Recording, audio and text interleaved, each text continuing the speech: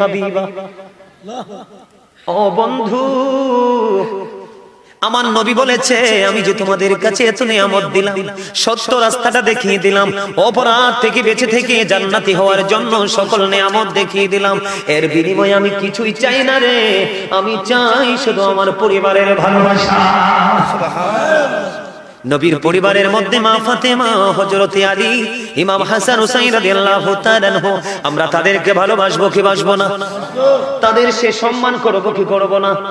বন্ধু আমার দিকে তাকান, ডান বাম একটু তাকাবেন না, ডান বাম তাকানোর দরকার নাই, যেহেতু লোকাল গ্রাম, আশেপাশ দিয়ে বাচ্চা আসবে, জনে জন আসবে, সাউন্ড দিবে, আপনারা তাকাবেন না, আমার দিকে তাকান। আল্লাহ রাসূল বলতেছেন আমি মা বোনদেরকে বিশেষ করে মিন করে বলছি, মা গো, ও সিমরাইনের আমার মা বোনেরা, সবাই হৃদয় খুলে শোনো গো, আমার নবী বলেছেন ফাতেমাতু সাইয়্যিদাতু নিসাই আহলিল জান্নাহ, আমার নবীজি বলেছেন mother Fatema is the leader of females in জান্নাহ, আমার নবীজি বলেছেন ও সিমরাইনের আমার মা বোনেরা, গোটা পৃথিবীর আমার মা বোনদেরকে বলবো মা ফাতেমাকে তোমরা ফলো করো, কারণ আমার নবীজি জানিয়ে দিলেন মা বোনদের জান্নাতি লিডারিনী সরদারিনী হবে ওই রাসূলের আহলে বাইতের অন্যতম সদস্য মা ফাতেমা।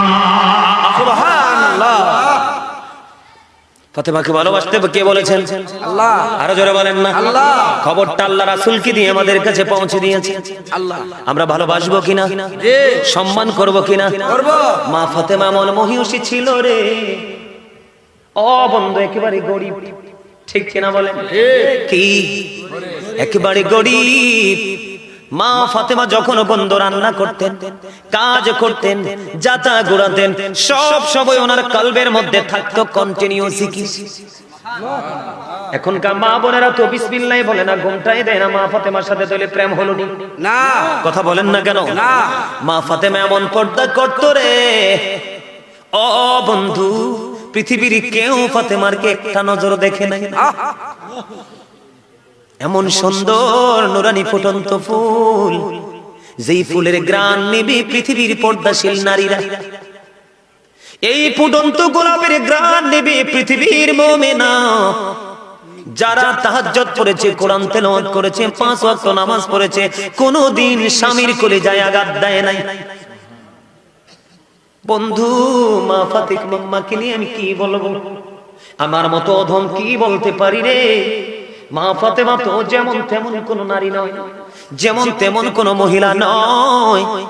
আজকে আসার সময় পর্যন্ত বন্ধু কিতাব দেখে এসেছি রে, এমন রাত্র মা ফাতেমা নফল নামাজ পড়তেছে বন্ধু, কোরআন তেলাওয়াত করতেছে, খবর নেই কোরআন তেলাওয়াত করতে করতে বন্ধু পার হয়ে গেছে রজনী, হঠাৎ করে আযানের ধ্বনি শুনতে পায়। সুবহানাল্লাহ। এখনকার মা বোনের স্টার জলসা দেখতে দেখতে রাত পার করে দেয়, ঠিক কিনা বলেন? তাহলে তারা ফাতেমার মতো ফুটন্ত গোলাপের ফুটন্ত হাসি পাবেনি দেখতে না, কথা বলেন না কেন? প্রায় প্রতিদিন তিনি বন্ধ রোজা রাখতেন, তাহাজ্জুদ পড়তেন, 5 ওয়াক্ত নামাজ পড়তেন, যখন তিনি কাজ করতেন আল্লাহর জিকির তার সিনায় থাকতো, সারাক্ষণ বন্ধু তিনি ইবাদতের মধ্যে থাকতো। ও বন্ধু ফাতেমা একদিন কান্দে, নামাজের মুসল্লায় বসে বসে কান্দে। দেখেন এখনকার যুগের নারীরা ম্যাক্সিমাম নারীদের অত্যাচারের শিকার স্বামী, কারেক্ট কথা কান না কেন? স্বামীকে কুত্তার বাচ্চা পর্যন্ত এখনকার নারীরা বলে, থাপ্পড় পর্যন্ত দেয়, দেয় কি দেয় না? আপনাদের সিমরাইলে হয়তো নাই রে, আমার জীবনে কত দেখছি বন্ধু কোমরে কাপড়টা গেঁথে স্বামীকে মেরেছে, টাকার জন্য, পয়সার জন্য, বাবার বাড়ি যাওয়ার জন্য। আবার আমি বলছি না যে পুরুষরাও ভালো, কিছু কিছু পুরুষ আছে বেয়াদব, নিজেরটা ছাড়া বিবিরটা বোঝে না, আছে না নাই? এটা কখনোই বন্ধু সুন্দর দাম্পত্য জীবন হতে পারে না। আমার দিকে তাকান বন্ধু, মা খাতুনে জান্নাত ফাতেমা নামাজে বসলো, নামাজে বসে নামাজ তিনি শেষ করলেন। অত্যন্ত গুরুত্বপূর্ণ কথা বন্ধু শুনবেন, তিনি কি করলেন? নামাজের মধ্যে যখন বসলেন, ঠিক নামাজ তোনার শেষের দিকে আমার নবীজি আসলেন, এসে দেখে ফাতেমা কান্দে, 2 চোখ দিয়ে পানি শুধু ঝরঝর করে পড়তেছে, কান্দে, শুধু কান্দে। নবীজি মা ফাতেমার চোখের পানি তো সহ্য করতে পারতো না, কারণ এত বেশি ভালোবাসতো রে। ও বন্ধু, আপনারা জানেন মেয়েকে কেমন ভাবে ভালোবাসতেন, জান্নাতের সরদারিনীকে কেমন ভাবে ভালোবাসতেন। নবীজির কাছে যখন কোনো প্রয়োজনে মা ফাতেমা যেতেন, আমি কি একটু বলবো একটা মজার ঘটনা? আপনারা কি বিরক্ত হবে? আমি এই নামাজের ঘটনাটা পরে বলি, তার আগে একটা প্রেমের ঘটনা আপনাদেরকে শোনাবো, শুনবেন? মা ফাতেমার দুটো কলিজার টুকরা আছে, জানেননি আপনারা? আজকে এই গ্রামে, সিমরাইল গ্রামের অসংখ্য যুবকের মাঝে আমি কিছু যুবক দেখতে পাইছি, শুরু থেকে আমার কাছে বসেছো, আমার দিকে পলকহীন দৃষ্টি দিয়ে আলোচনা শুনেছো। যুবক বন্ধু, আমি তোমাদেরকে শুধু যুবক বলবো না, আমি বন্ধু বলে সম্বোধন করলাম। হুজুর কেন গো? কারণ যৌবনকালের আমল আল্লাহর কাছে বেশি পছন্দের। সুবহানাল্লাহ বলেন না? তোমাদেরকে আমি আরেকটা মজার খবর দেই রে, আমার নবীজি আর একটা মজার খবর দিয়েছেন। যুবক যারা যৌবনকালে পা রেখেছো, তোমাদেরকে বলছি শুধু আজকের জন্য নয়। রাসূল বলেছেন আল হাসান ওয়াল হুসাইন সাইয়্যিদা শাবাবি আহলিল জান্নাহ। আমার রাসূল বলেছেন ইমাম Hasan and Hussain are the leader of younger people in Jannah. আহারে সিমরাইলের যুবক, কেমন করে বাড়ি বসে আছো রে? আমার নবীজি জানিয়ে দিয়েছেন, যুবক তোমরা যারা যৌবনকালে রাসূল প্রেমে পড়েছো, নবীর আহলে বাইতের প্রেমে পড়েছো, তাদের আদর্শ লালন করে বাস্তবায়ন করছো। নবীজি বলতেছে রে যুবক শুনে রাখো, আমার নবীজি বলতেছে তোমরা কোনো টেনশন করো না, কাল হাসরের দিন জান্নাতে তোমরা দেখতে পাবে তোমাদের লিডার হয়ে যাবে, তোমাদের জান্নাতের নেতা হবে আমার কলিজার টুকরা, দুই কলিজার টুকরা ইমাম হাসান হুসাইন ফাতেমার সুযোগ্য সন্তান। সুবহানাল্লাহ। আমার দেখেন তাদের পাওয়ার, তাদের মর্যাদা কত বেশি বন্ধু। এবার মা খাতুনে জান্নাত ফাতেমা যখন চাদরখানা দিল, স্বামী হযরতে আলী আহলে বাইতের অন্যতম সদস্য, ইসলামের চতুর্থ খলিফা, এবার কি করলেন? তিনি বন্ধু ইহুদির কাছে চাদরটা দিলেন।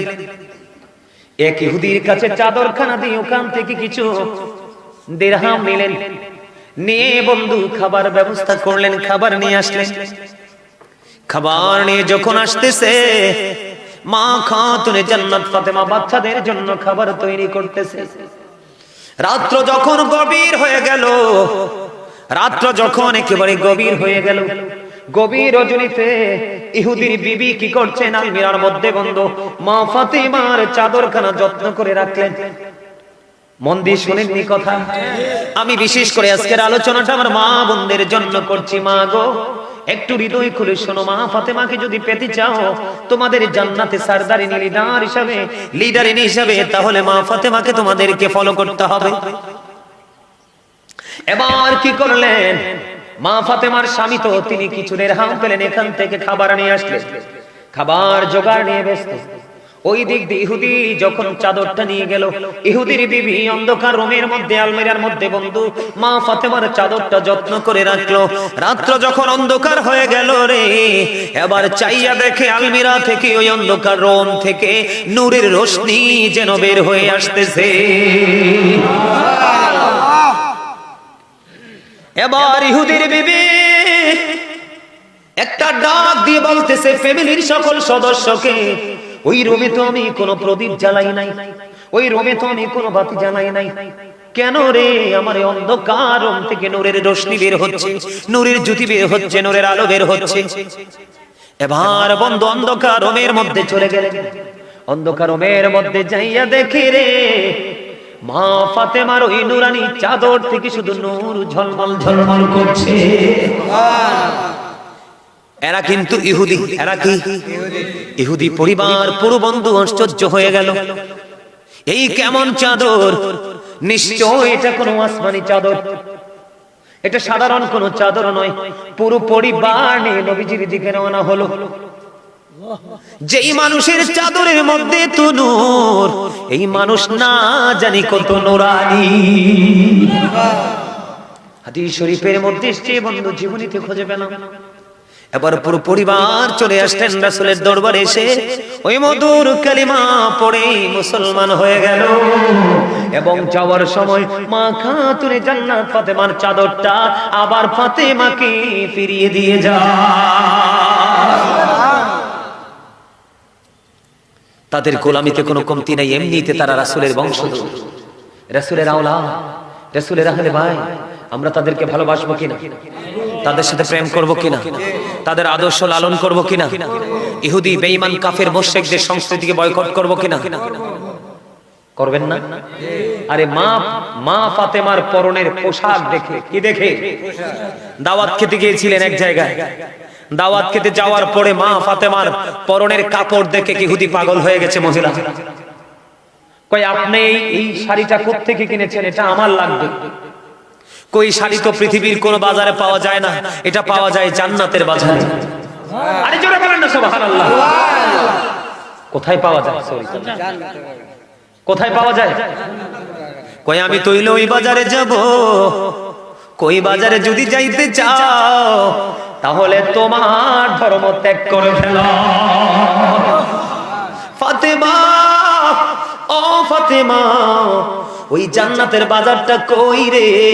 ফাতেমা কই, এই জান্নাতের বাজার পৃথিবীতে নয়, এটা আল্লাহ রাব্বুল আলামিন ডিজাইনেবল করে সাজিয়ে রেখেছে। তুমি যদি ওই শাড়ি পরতে চাও তাহলে তোমাকে কালেমা পড়ে মুসলমান হতে হবে। মা ফাতেমার ওই শাড়ির প্রেম দেখে রে ও বন্ধু, একজন বেঈমান নারী মুসলমান হয়ে যায়। আর আমরা মুসলমান হয়ে মা ফাতেমার আদর্শকে লালন না করে মুনাফিক হয়ে কবরে যাই। এটা কি আমাদের জন্য লজ্জার না? আরো জোরে বলেন না। তাদের পাওয়ার মর্যাদা দেখেন। নবীজির একজন দাসীর নাম শুনছেন নি? উম্মে আয়মান। ওই বরকতময় দাসী উম্মে আয়মান, তিনি বলতেছেন, হাদিস শরীফের মধ্যে এসেছে বন্ধু, তিনি বলতেছেন, আমি একদিন ফাতেমাকে দেখতে গেলাম।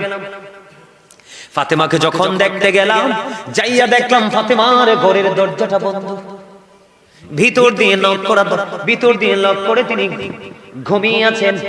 তখন উম্মে আয়মান ওই বরকতময় দাসী তিনি বললেন, আমি নজর দিয়ে চায়া দেখলাম ইমাম হোসেন ঘুমাচ্ছে, অটোই তার দোলনাটা শুধু ঝুলছে। ওই উম্মে আয়মান ওই দাসী তিনি বলতেছেন, আমি আরো বেশি চিন্তায় পড়ে গেলাম। ইমাম হুসাইন ঘুমায় রে, আমি দেখতে পাইলাম তার দোলনাটা অটো ঝুলছে। আর একটু গভীর করে নজর দিয়ে চাইয়া দেখলাম মা খাতুনে জান্নাত ফাতেমা, তিনি ঘুমিয়ে আছে, কিন্তু উনি তো জাতা ঘোরাচ্ছিলেন। কি ঘোরাচ্ছিলেন? জাতা ঘোরাচ্ছিলেন বন্ধু, আটা বানানোর জন্য। কিসের জন্য?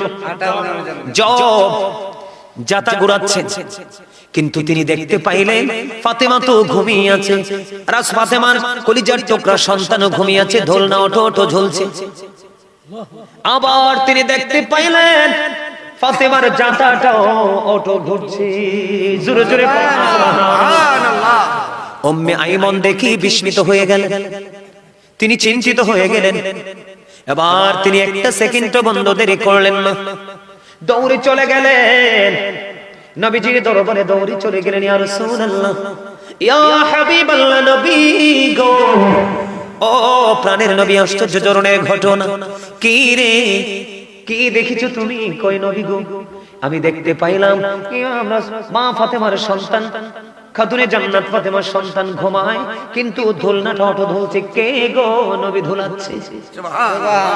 আমি দেখতে পাইলাম ফাতেমা ঘুমায়, কিন্তু ফাতেমার জাতা তো ঘুরতেছে। এবার আমার নবীজি বলে, রে আয়মান, উম্মে আয়মান, এই যে তুমি দেখতে পেয়েছো, যা দেখেছো সবই ঠিক। এখানে ফাতেমা ঘুমায়, জাতা ঘোরাতে ঘোরাতে সে ক্লান্ত হয়ে গেছে। কি হয়ে গেছে? ক্লান্ত হয়ে গেছে রে। এই জন্য আল্লাহ রাব্বুল আলামিন ফাতেমার জন্য তিনটা ফেরেশতা পাঠিয়ে দিয়েছে। ওই ফেরেশতারা একজন তার কলিজার টুকরা সন্তানকে ঘুম পাড়ায়, বন্ধু, আর বাকি তারা জাতা ঘোরায়। কি বুঝতে পারলেন? আর আপনারটা যদি ফালাই রাখে, আমার মা বোন যদি ফালাই রাখে, তেলা পোকা চাটবে। কথা কয় না? তেলা পোকা চাটবে। আপনারটা পাহারা দেওয়ার কেউই থাকবে কোত্থেকে? আপনি তো পাহারার কাজ করেন। আপনি তো জীবনে কাউকেই ভালোবাসতে পারলেন না, না রাসূলকে, না ফাতেমাকে, না আলী ফাতেমার সন্তান কলিজার টুকরা হাসান হুসাইনকে। না পারলেন সাহাবীদের জীবনকে, না পারলেন আল্লাহর ওলিদের জীবনকে আপনি গ্রহণ করতে, না পারলেন কোন আলেমের সাথে প্রেম করতে, তাহলে আপনার জীবনের পরিবর্তন আসবে কোত্থেকে? স্বপ্ন দেখা যায়, কল্পনা করা যায় না, কখনোই করা যায় না। তাহলে এখান থেকে আমাদেরকে বের হয়ে একদিন মা ফাতেমা তার ঘর থেকে বের হচ্ছে। মা ফাতেমার ঘর আর নবীজির হুজরা কিন্তু বেশি দূর ছিল না। আপনারা মদিনায় গেছেন নি কেউ? চাচা দেখছেন নি? নবীজির রওজা এবং মা ফাতেমার বাড়ি বেশি দূর না। তখন তো বন্ধু ডাইরেক্ট ছিল, এখন তো একটু দালান টালান দোয়াল টোয়াল দিয়ে একটু ব্যতিক্রম করে ফেলেছে। বন্ধু খালি ছিল তখন। মা ফাতেমা যখন নবীজির কাছে যাওয়ার জন্য প্রস্তুতি নিল রে, হঠাৎ করে দেখতে পাইলেন একটা ওট মা ফাতেমার ঘরের দরজায় এসে হাজির। এসে মা ফাতেমাকে সালাম দিলেন। সালাম দেওয়ার পরে বন্ধু এবার মা ফাতেমাকে ডাক দিয়ে বলে, রে ফাতেমা, আপনি কি বাবার বাড়ি যাইতে রেডি হইছেন নি? আপনি যদি কলিজার টুকরা বাবার কাছে যাইতে রাজি হন, তাহলে আপনি আমার পিঠে চড়েন, আপনাকে নামিয়ে দিয়ে আসি। কি মনে করলেন? হ্যাঁ, গত কয়দিন আগে সবে বরাত গেছে। ওমা গো মা, বাংলাদেশে কি এত মাজার রোগী, মানে কোমরের ব্যথার রোগী আর কি, বাংলা ভাষায় কইলাম আর কি। আপনারা কি কোন কোমর না? হ্যাঁ, মাজাও কয়, মাজা অল্প কয়েকজনে কয়, ম্যাক্সিমাম লোকে কোমর। খোদা মুই তো কোমরের জ্বালা বইতে আরি, মুই তো কোমরের জ্বালাই খারাইতে আরি, মুই নামাজ পড়বো কি ফিন্নি, এই আমি করতে পারবো না। ঠিক না বেঠে? ওমা গো মা, সারাদিন বেটা ডেন্ডারা ফিটে টোটাল সাইকেল লয়ে ঘুরে, শুক্রবার এলে করে একটা শেয়ার রাইস। আর মহিলারা যে কত মিছা কথা কয়, কত মিথ্যার অজুহাতে যে তারা নামাজ ছাড়ে। কথা কর না কেন? আফসোস লাগে, কারণ আমারও তো মা মহিলা। মহিলাদেরকে সম্মান দিয়ে কথা বলবো চিরজীবন, কিন্তু এখন তো বলতে হয়, আমাদেরকে বাধ্য হয়ে বলতে হয় না। তারা বেয়াদবের মতো চলে, পোশাক পরার পরেও তাদের অঙ্গ দেখা যায়, দেখা যায় না? তারা পোশাক পরে তারপরে তাদের শরীর দেখা যায়। নবীজি বলছে, যে পোশাক পরার পরেও তার পোশাক বডি তোমরা দেখবে, তোমরা বলবে এই নারী পোশাক পরিহিত নারী নয়, সেটা ল্যাংটা নারী। আরো জোরে বলেন না নাউজুবিল্লাহ। কোন ওয়াজ করতাম কনসেন্ট? এই যে মা ফাতেমার জীবনী থেকে মুষ্টিময় কিছু তথ্য দিলাম, আপনাদের কাছে কি ভালো লাগছে না? মধুর মতো লাগছে না? আমাদের মা বোনেরা তো এত উপরে পর্যায়ে হয়তো বা যেতে পারবে না, কিন্তু ওনাকে ফলো করে তো আল্লাহর প্রিয় বান্দীদের অন্তর্ভুক্ত তো হতে পারবে।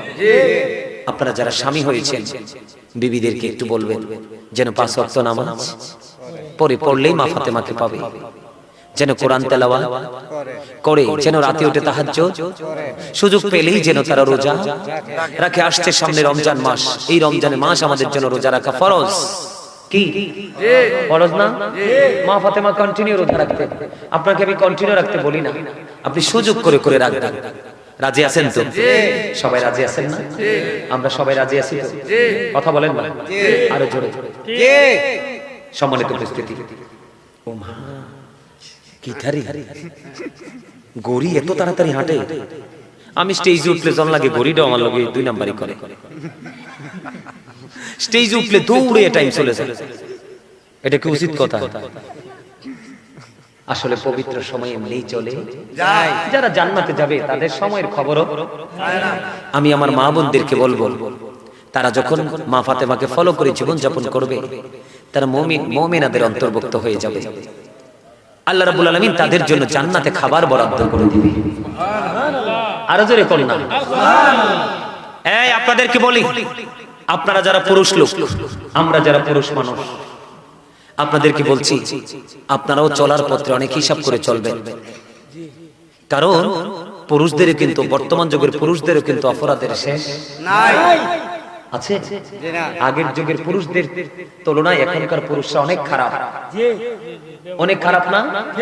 চাল চলনের দিক দিয়ে, পোশাক আশাকের দিক দিয়ে, কথাবার্তার দিক দিয়ে, সামাজিক বন্ধনের দিক দিয়ে, একজন অসুস্থ মানুষের সাথে আচরণের দিক দিয়ে, মানে সবকিছু মিলিয়ে আগের যুগের মানুষগুলোর কিছুই কি যেন এখনকার মানুষের মাঝে খুঁজে পাওয়া যায় না। এটা কিন্তু আমাদের চরিত্র হলে চলবে না। আমাদের কোনো পরিবর্তন থাকবে না, আমাদের মধ্যে থাকবে শুধু রাসূলের প্রেম, রাসূলের আদর্শ। রাসূল যা করেছেন আমরা তাই তো করব, রাসূল যা দেখিয়েছেন সেই পথেই তো আমরা হাঁটবো, তাহলেই তো আমরা সুন্নি জামাত। আর এই সুন্নি জামাতের জন্যই তো জান্নাত বরাদ্দ। আহলে সুন্নাহ ওয়াল জামাত ইজ দ্য বেস্ট পার্টি। আল্লাহ বলবে গো টু প্যারাডাইস। আহলে সুন্নাত ওয়াল জামাত হলো শ্রেষ্ঠ দল, আর সেই দলকে ঘোষণা বলবে আল্লাহ জান্নাতে যাওয়ার জন্য। সুবহানাল্লাহ বলেন। যুবকদেরকে কেন বলছি? যৌবন কালে কিন্তু যুবকরা এখন কিন্তু ইফটিজিং বেশি করে, কথা কয় না, করে না? মেয়েরা স্কুলে যায়, সে তার মতো করে যায়। তোমার কেন পুলের কোরায় দাঁড়াতে হবে? তোমার কেন তিন রাস্তার মোড়ে দাঁড়াতে হবে? যদি বিয়ের প্রয়োজন হয়, দাদি থাকলে নানি থাকলে তাদের সাথে শেয়ার করো, দাদা থাকলে নানা থাকলে তাদের সাথে শেয়ার করো। অথবা তোমার দাদা নানি কেউ নেই, ফ্রেন্ড সার্কেল বন্ধুদের মাধ্যমে বাবা মার কাছে প্রস্তাব পাঠাও। তুমিও কলঙ্কিত হচ্ছ, বাবা মাকেও কলঙ্কিত করছো, অপরাধের বোঝা দিন দিন বেড়েই চলছে। বলো হুজুর হুট করে এখানে কেন আসলে? এখানে আসার কারণ হলো তুমি যদি তোমার এই চক্ষু দুটোকে যদি নিম্নগামী করে চলতে পারো, রাসূল বলেছেন যে ব্যক্তি জীবন ভর তার চক্ষুটাকে নিচু করে জীবন যাপন করতে পারবে, আমি নবী তার জান্নাতের জামিন হয়ে গেলাম। সুবহানাল্লাহ।